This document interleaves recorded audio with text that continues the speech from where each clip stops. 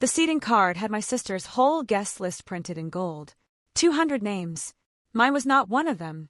I stood at the edge of the lawn in shoes I had broken in on 3 continents, holding a card that did not hold me, while a man with a clipboard asked, "Are you with the catering company?" Then my father texted me, "No one cares about your career." He had no idea that before the sun went down, 300 people would stand up for it. Welcome to Family Revenge Stories, USA 1. My name is Harper Stone, and this is the story of the day my family tried to hide me at my sister's wedding. I drove 4 hours that morning with the radio off.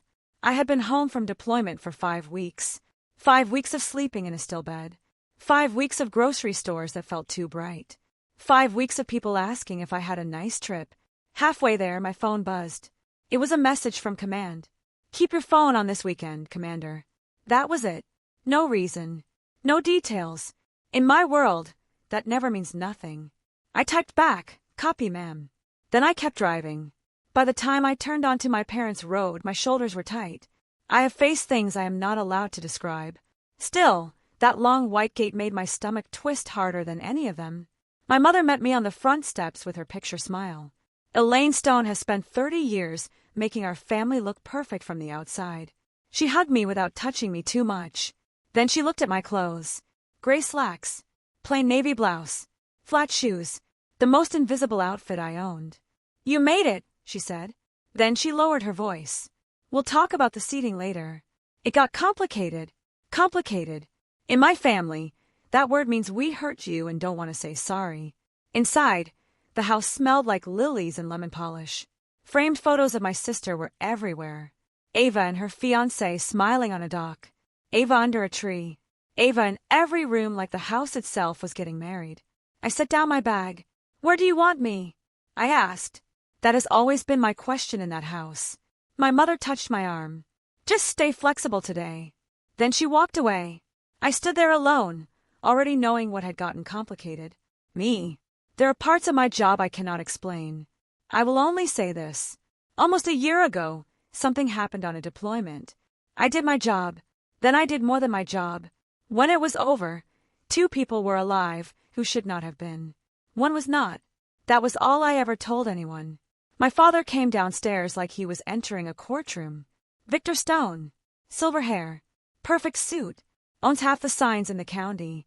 He looked at me the way he always did. Not like a daughter. Like a problem to sort.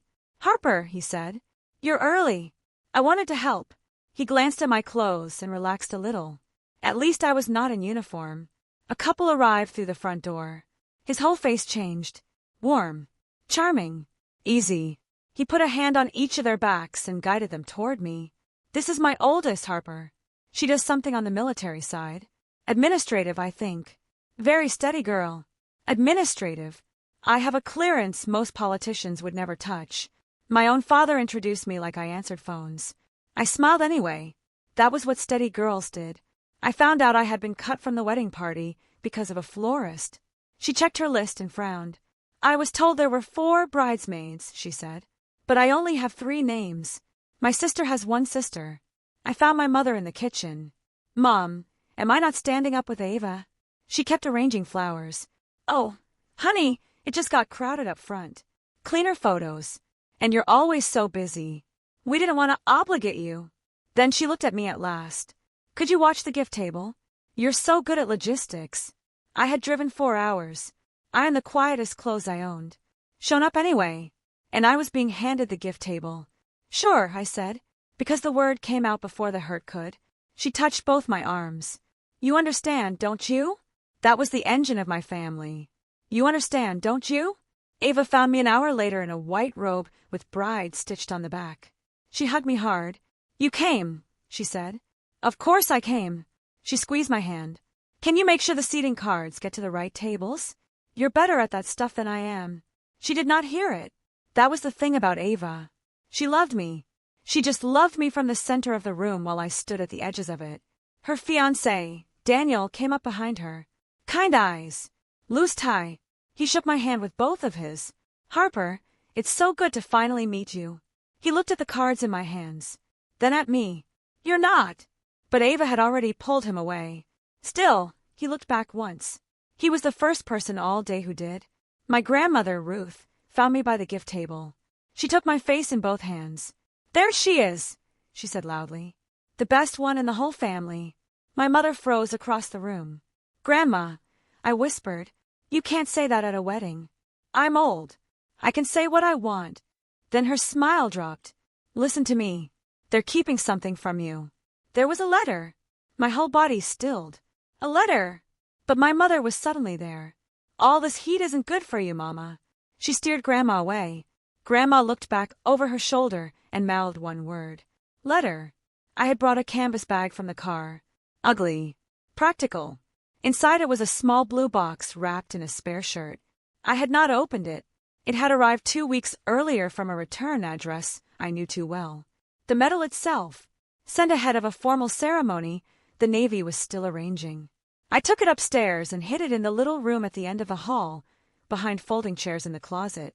Then I went back down and kept working. Fixing cords, straightening cards, carrying wine, doing the small jobs no one sees. Then a woman in pearls stopped me. "Dear, the bar is out of the good tonic, and table 9 needs bread." She was not cruel. That almost made it worse. She saw plain clothes and a wine case and decided I was staff. And I fit the frame, so well I did not even fight it. A little later, a black SUV rolled up the drive. A man and woman got out. Then a young woman. They stood there looking lost and certain at the same time. The man walked toward me. "Excuse me," he said. "Is this the Stone wedding? We're here for Harper." Nobody ever came there for me. "I'm Harper." His whole face changed. "We're the Cruz family," he said. "Mateo's parents. And this is his sister Elena." I forgot how to breathe. I had not said Mateo Cruz's name out loud since I came home. Now his mother was standing on my parents' lawn with tears in her eyes. Behind me, my father's voice rang out from the porch. "Harper, who are these people?" I did not turn around. "They're with me," I said. "They're my guests." That shut him up. For a second. He waited until I had seated them in the shade. Then he pulled me around the side of the house. "Who are they?" "Friends from my unit." He sneered at the word. "This is your sister's wedding. The Hendersons are here. My clients are here. And you bring strangers." I kept my voice flat. "They lost their son. I was there. It matters that they're here." Something flickered in his face. Then it was gone. "Keep them out of the way," he said. "Don't let this become about anything but Ava." Before the ceremony, my mother noticed the small pin on my blouse. A plain pin. My old unit's insignia. I wore it every day. "Sweetheart," she said softly, "would you take that off? Nothing military today. We want the photos to feel timeless. Timeless. Like the night that pin stood for had never happened." My fingers shook. Then I took it off and put it in my pocket. "Thank you, honey," she said. Daniel overheard my father talking later behind the caterer's tent. So did I. "She never settled right," my father said quietly. "The military thing. We hoped she'd grow out of it. Ava's the easy one. Harper's, just not the daughter we planned on." I stood still with a coffee urn in my hands. Then Daniel answered. "She served 2 combat tours, Victor. Any man should be proud." Silence. Then my father said coldly, "You'll understand this family better once you're in it." 20 minutes before the ceremony, Ava found me half-dressed and panicking. "The Unity candle isn't lit. Mom can't find the lighter. Please, can you fix it?" "I've got it." And I did. I fixed her veil, found the lighter, smoothed her dress train while kneeling in the grass. She looked down at me and smiled. "God, you're so good at this. What would I do without you back here? Back here. Not up there." She meant it kindly. That was the tragedy. Mateo's sister found me after the ceremony. Elena twisted the program in her hands. "My mom said you might have the thing with you. She said you don't have to hide it around us." My eyes went upstairs on their own. She followed my glance. "She said you'd know." I went to the little room, moved the chairs, sat on the bed, opened the blue box. Inside was a dark bronze cross on a navy ribbon. Heavy, old-fashioned, the kind of metal that weighs more than metal should.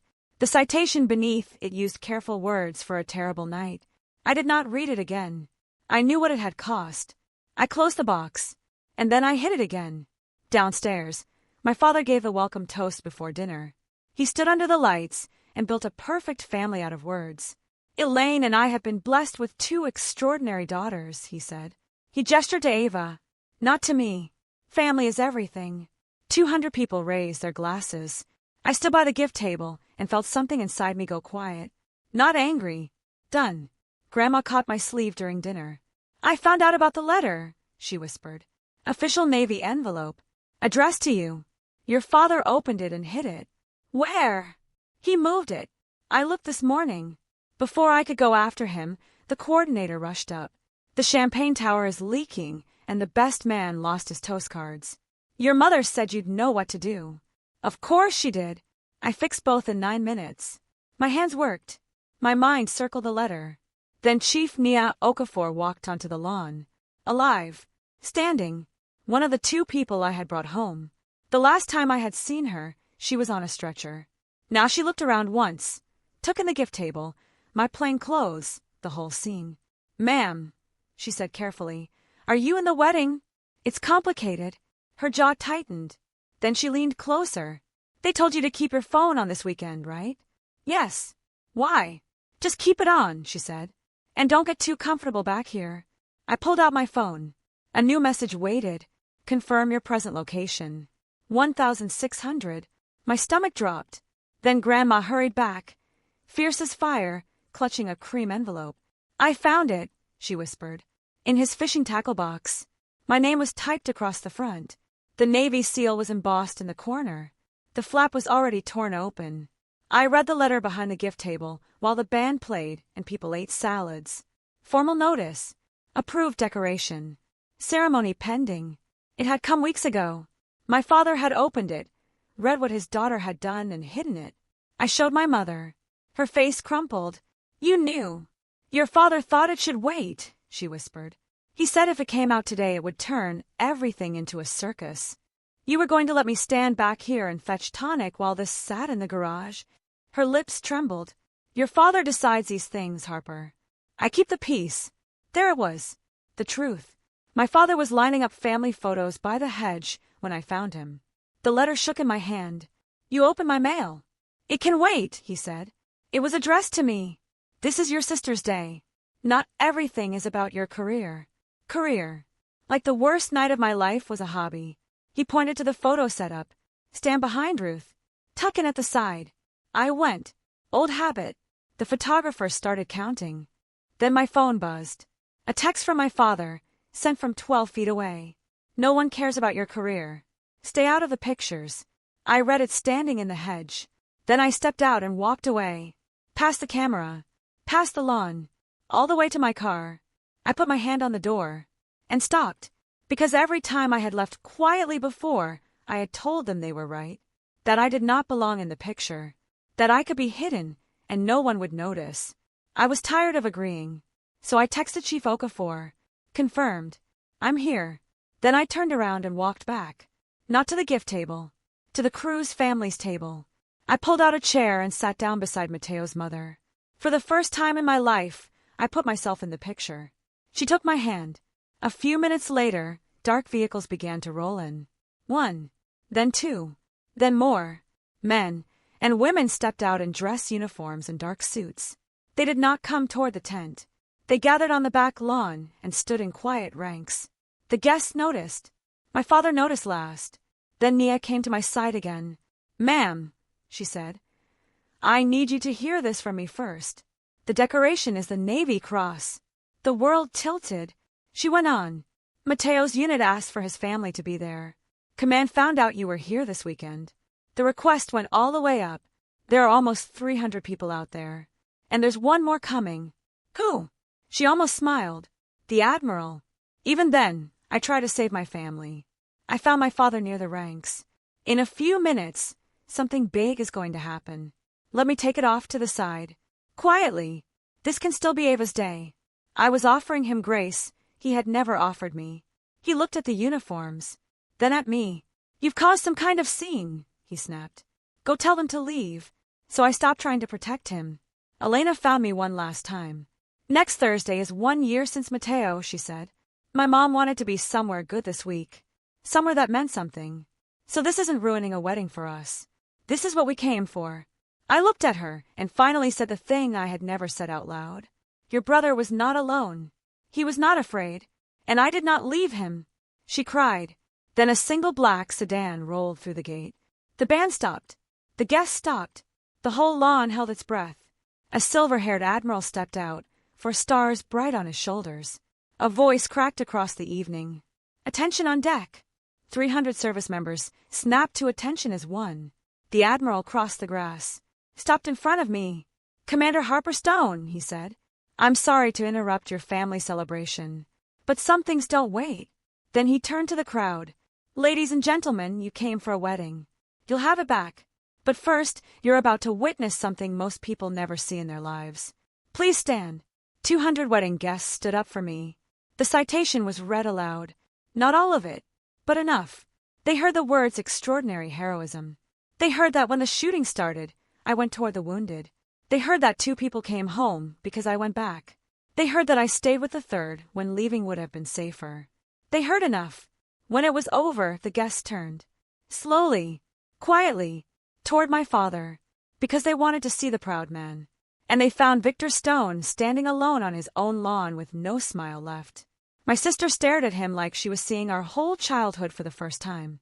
Then the admiral pinned the Navy cross to the same plain blouse I had worn to disappear in. And he saluted me. So did every uniform behind him. I returned it. Then he handed me the microphone. Commander, he said softly, I think there may be some things that need saying tonight. I could have destroyed my father. I could have read his text out loud. I could have told them about the tackle box, the hedge, administrative. I had the truth, and the crowd. But then I looked at Ava in her wedding dress, at Mateo's family, at everything that had brought us there. And I chose a different kind of victory. I lifted the microphone. I want to say 3 things, I said. Then I want you all to get back to a wedding. I turned to the ranks, to every person who drove across this country to stand on this lawn tonight. Thank you. Chief Okafor, I'm glad you're on your feet. I go back for you tomorrow. Then I turned to the Cruz family. Mateo was one of the best of us. He was not alone. He was not afraid. I did not leave him. Thank you for being here the week before the hardest day of your year. Mrs. Cruz bowed her head. Then I looked at my sister. And to Ava, this is your day. It has always been your day. I would never take 1 minute of it. That landed exactly where it needed to. I looked at my father once. No anger. No begging. I already have everything I needed. Then I handed the microphone back. And walked away. Right past the hedge. Chief Okafor on one side. Elena on the other. The Cruz family with me. Behind us, the ranks relaxed. The pressure broke. People started breathing again. My father stood alone by the shrub he had used to hide me. Now it was just a shrub. That was all it had ever been. Ava came after me near the drive, holding up her dress, makeup ruined. I didn't know, she said. I swear, Harper, I didn't know. I let them put you back there. I never even asked why. I'm so sorry. She was the first person in my family to apologize and mean every word. I know you didn't know, I said. That's the problem. I held her while she cried. Then I told her, go finish your wedding. She pulled back. Will you dance too? 1 song, where everyone can see you. For once, I said yes. My father found me later by the cars. He had built himself a compliment. That was quite a thing tonight, he said. The Admiral. All those people. I didn't realize you were at that level. He still could not say proud. I looked at him and saw the whole sad machine of him. A man raised to believe love is earned by looking good. A man who hid his daughter's honor in a tackle box. Almost enough to break my heart. Almost. You hid it in your fishing gear, Dad, I said. That's the part one won't forget. He had no answer. Good night. I left him there,